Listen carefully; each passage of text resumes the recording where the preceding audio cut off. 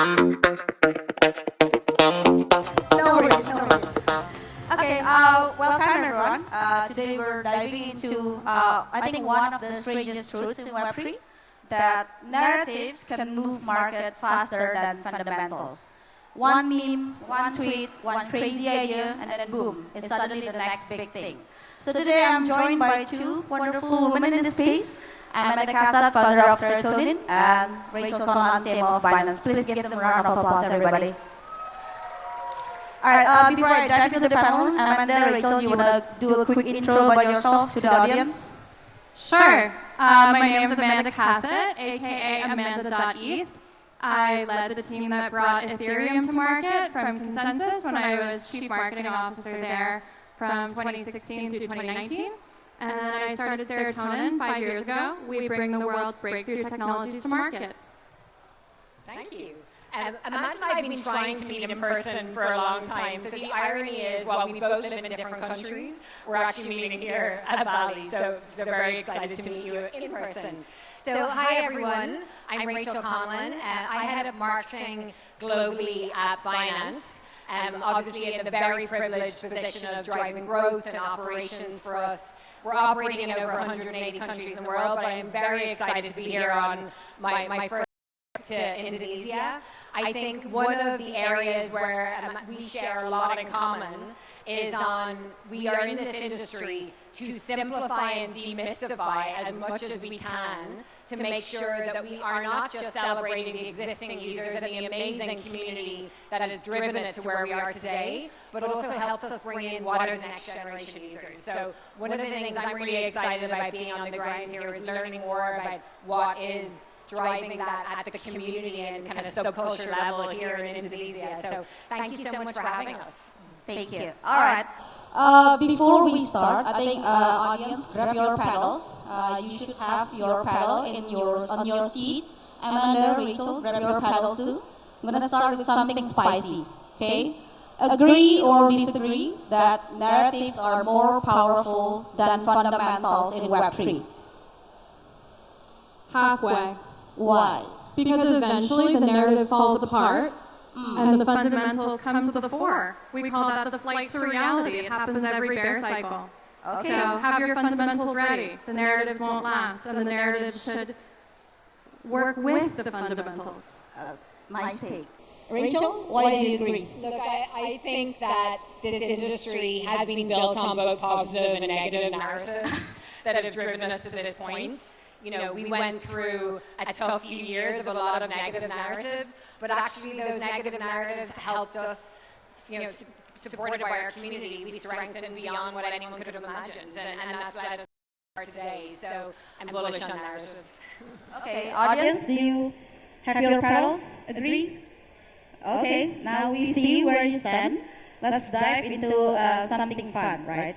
So we never ran out of wild narratives in Web3.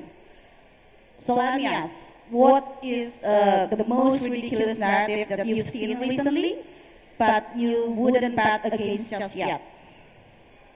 Here's what I think is ridiculous. That anyone tried to convince people that nihilism was the next big thing, and that believing in anything, thinking that technology is going to make the world a better place, trying to build something that helps people, thinking that that's silly, trying to dismiss that, saying that we're doing something else here, I think that's ridiculous. It's not and I'm happy it's going away. I mean, there was a lot of that in the last cycle, and I think we're getting back to a place where we're coming back to fundamentals. We're coming back to revenue.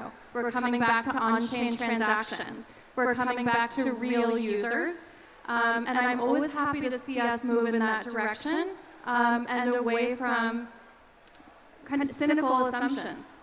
Because I do think that what we're building here has the potential to make a world that's more accessible, more open, permissionless, fluid, and that's what we should all be building towards. Okay. I love that, Rachel. I'm going to be a little bit more tactical. Like one trend that I thought was a gimmick was Telegram trading bots. Trading bots. I just, from my practical, logical, trying to be as creative as I can brain, I was like, I just don't see the trust, but it does show you the power of UX, the power of cultural stickiness, and that's being embraced. Like, who would have thought that you would trade through your chat platform? But I think that just shows how these trends can start on the periphery, but can really embrace what are these subcultures, and then the momentum that builds around them and attracts that next user and is so critical, which is what we're seeing at this moment generally in the industry. Okay, sounds good. All right. Still talking about spotting the narratives. I mean, you mentioned briefly that you half agree about narrative versus fundamentals, right? But do you think, like, do narratives lead the market, or do they just follow what's already happening in the fundamentals? Can you deep dive more on that? So I like to think of product and marketing like a body. There's bone and there's muscle. So there needs to be something solid at the core if you're going to get up and take a walk around the block, but you also need muscle. Otherwise, you're just going to lie on the ground. If you're all marketing with no product, that's kind of something floppy. That's not going to really work for very long. What I like to look at is what are the projects that are able to last multiple cycles, that do not get cut in the bear cycle, because there is a culling that happens in every bear cycle of things that do not have fundamentals, of things that do not have product market fit, that don't have revenue or a good plan to get revenue. And as a builder, you don't want to be in that position. And so what we do is we use marketing to probe for product market fit and to double down on where we're finding that fit. And so there's a symbiosis between narrative, between the muscle and the product, the bone. And there are certain moments in our space where one of these things is overactive. Sometimes in a bear market, the product is actually way better than what people are saying about crypto. Think about like right after SBF, people were saying such negative things, but the product was the same. In fact, the product was linearly improving that whole time. Then the flip side is true, right? Sometimes at the height of the bull market, we'll see the narrative be too positive about something.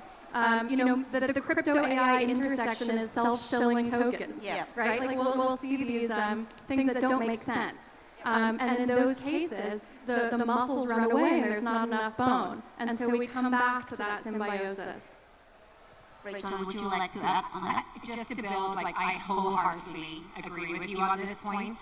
You know, we're very lucky as marketeers to be able to build very strong stories and narratives around what are strong product and value propositions that solve real-world problems, and that's what I'm so excited by with this maturation at the moment. But there is always going to be those projects, those developments in our industry that lack substance.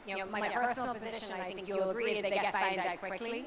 They may last a little longer than they should, but that's also the beauty of the blockchain, that they get found out far more quickly than they would in the traditional finance sector. So that's something that I think we as an industry need to constantly embrace, is that best practice of calling out the bad players, those projects with lack of substance. And I think that's something that as we continue to mature and we are seeing such exponential growth, that's not just for us in the crypto industry, that's for the fintechs and for the TradFi companies that are entering into this space. And they think that they'll be able to play on a narrative to make a quick buck, but they need to understand that they're going to be held accountable as much as we are in the core industry. Okay, agree on that. Spotting noise is easy. So the hard part is actually knowing what sticks, right? So how can you tell that a narrative has real standing versus, it's just a short-lived Twitter noise?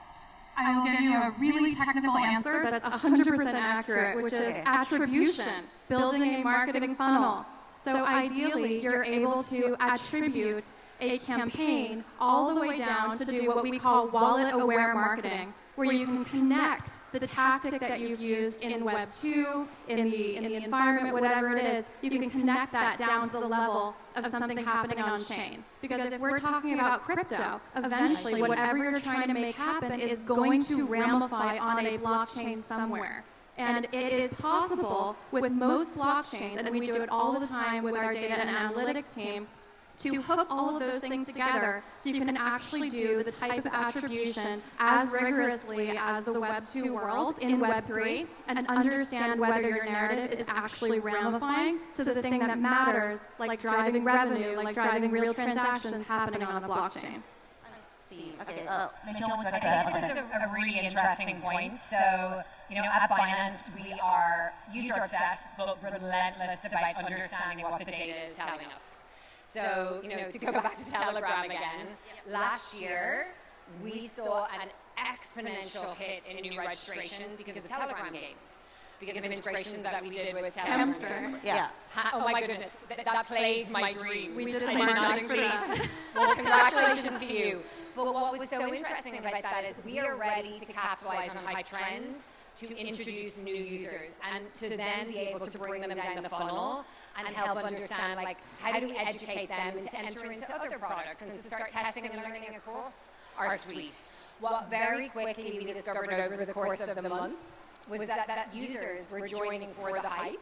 They weren't necessarily joining because they wanted to enter into the space in a meaningful way. So we tested it, we learned a lot from it, we inherited a lot of dormant users at that time, some of which we've now been able to learn a lot from because they made us work hard to bring them deeper into our funnel.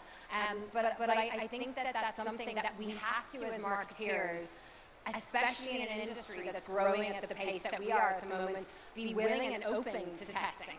Many TradFi or Web 2 marketers wouldn't even bother on that type of initiative, but you have to because it is all ways of being a gateway to this industry and understanding what we can do next. But I think just one other point that's so important that I want to reinforce is it has to be about the power of utility as well as the cultural resonance.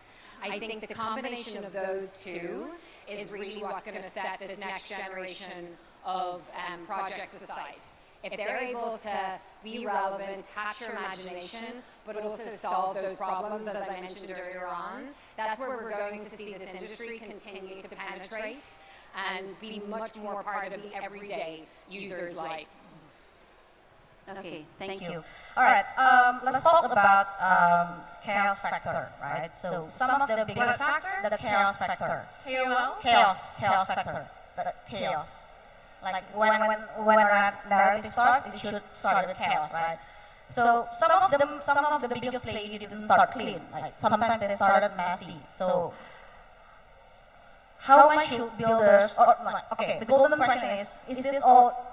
Some of the narratives, is this all just luck, or do you think can you actually engineer a 100x narrative? Yeah, you can. I mean, I think it's a process kind of like putting up your sail and then that sail catching wind. So there's things that the market is willing to talk about, and then there's stuff that your product could do, actually do. And so you try to, roll up your sail and describe what you do in the most nice edge, exciting, interesting way. Rig up that boat the best you can so that if there is wind, if there is the interest from the market in the kind of thing you're talking about, that it's going to catch. And so there's an element of luck, right? Like you spend years building these products sometimes, and then there's a moment, there's something happens that's outside your control. That means that there's wind blowing on it, and sometimes there isn't. But you can prepare for it by getting in position like that. You can't do it with every product. So you can't just take a random product and figure out some way to, as we say, put lipstick on a pig, right? Like the reason I'm on this stage is because I picked Ethereum to market, and I think Ethereum was always going to work. And I think the work that our team did accelerated it getting the product market fit that it did. But the fact that we chose it to accelerate that particular vision, changing the world in that particular way, was what worked. So what I would say to people that are interested in marketing is find something really good to market and then do a heck of a good job. Rachel? Totally agree with that. But what I do love, and the beauty of this industry, is you never know what is going to capture like the subculture and Telegram and crypto Twitter. Like, the first thing I check in the morning is crypto Twitter before I check any other platform, because you do not know what's popped and what's emerged. Every day is And different. we've all seen, those projects, friends who have not been ready for what is an amazing sale that like brings them to the next level. And that is the beauty of this industry, is that there can be still a lot of luck, but it does go back to if the value proposition is clear and the roadmap and the commitment of the team and the supporters of the community there, it can be something really, really special. All right. We're running a bit short on time, so I think I just want to pop up a last question for you. If you had to share a piece of advice for a degen that's trying to catch a 100x narrative, what you have to say to them? Rachel, you want to start first? Okay, I think 3 little pieces of advice. I would make it simple enough to meme, ensure that it's useful, and make sure it's got cultural imagination, and then you can be in a very strong position in our industry. Okay. Yeah, I'm going to double and triple down on make sure it's useful, right? And I think like contributing to something that actually is necessary, that someone has a real problem that is solved by this thing, that's going to be the only way any of this works, even medium term. And so even like a 10x narrative, a 20x narrative, I wouldn't start the question that way. I would start with what problem you want to solve. Perfect. All right. Just one last pedal up, you two. So would you agree or disagree that the 100x narrative is already here, but most people just haven't noticed it yet?